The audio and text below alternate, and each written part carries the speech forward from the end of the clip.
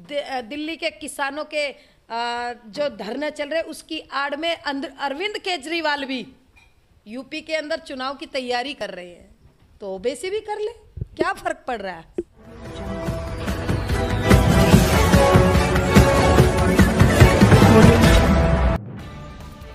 साध्वी प्राची अपने बयानों को लेकर एक बार फिर सुर्खियों में। नमस्कार, आप देख रहे हैं खबर बुलंद भारत। बरेली से नीरज सिंह की रिपोर्ट।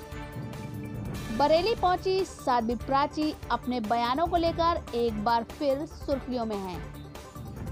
मीडिया से बातचीत करते हुए साध्वी प्राची ने कहा कि किसानों की आड़ में जो लोग कृषि बिल को लेकर प्रदर्शन कर रहे हैं वो लोग जिहादी हैं, खालिस्तान की बात कर रहे हैं। साध्वी प्राची ने प्रधानमंत्री मोदी से निवेदन किया है कि वो कृषि कानून को वापस ना लें। ये कानून 70 साल की व्यवस्थाओं के बाद किसानों के लिए आया है। अगर कानून वापस लिया गया तो साध्वी प्राची दिल्ली में अनशन करेंगी। इसके बाद साध्वी प्राची ने पश्चिम बंगाल में बीजेपी के राष्ट्रीय अध्यक्ष जेपी नड्डा पर हुए हमले पर भी बोलते हुए ममता बनर्जी को घेरने की कोशिश की। उनका कहना है कि पश्चिम बंगाल में ममता बनर्जी के कार्यकाल में हजारों बीजेपी नेताओं की हत्या हुई। साध्वी ने कहा कि बीजेपी के राष्ट्रीय अध्यक्ष पर हमला हुआ। भाजपा की सरकार पश्चिम बंगाल में बनने के बाद ममता बनर्जी का मुंह काला हो जाएगा। ममता के बाद कांग्रेस पर तीखा हमला बोलते हुए साध्वी प्राची ने कहा कि कांग्रेस अध्यक्ष के लिए सोनिया गांधी, राहुल गांधी और फिर मैसेज वांड्रा हैं। उसके अलावा कोई नहीं, बीजेपी सिद्धांतवादी पार्टी है।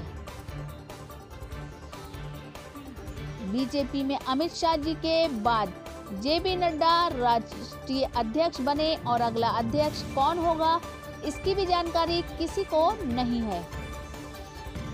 राहुल गांधी कांग्रेस को बर्बाद करके अच्छा काम कर रहे हैं। देखिए, मैं किसान की बेटी हूँ। मेरे दादाजी, मेरे नाना जी किसान थे।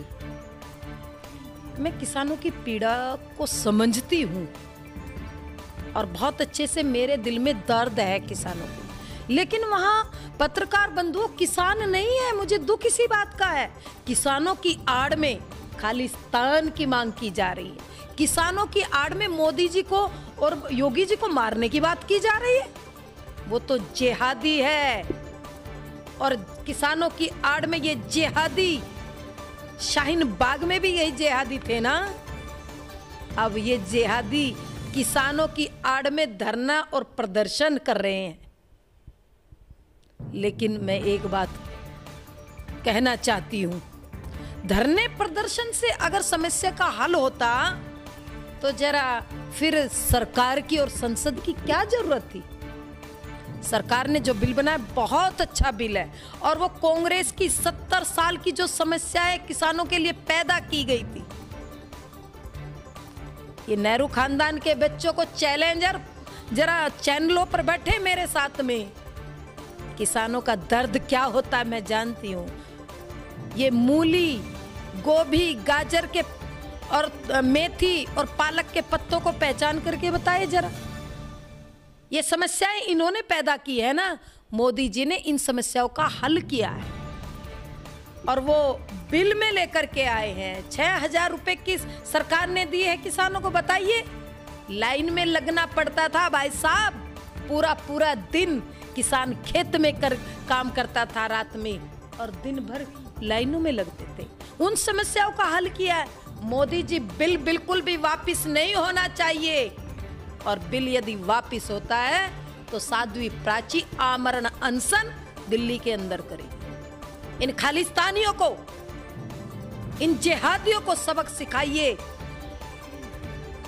ना किसान परेशान है, ना फसल खतरे में है, ना किसान खतरे में है। खतरे में तो वो दलाल खतरे में है जो किसानों से दलाली करते थे, उनकी दलाली खत्म हो रही है किसानों के नाम पे, इसीलिए वो दलाल बौखलाए हुए हैं।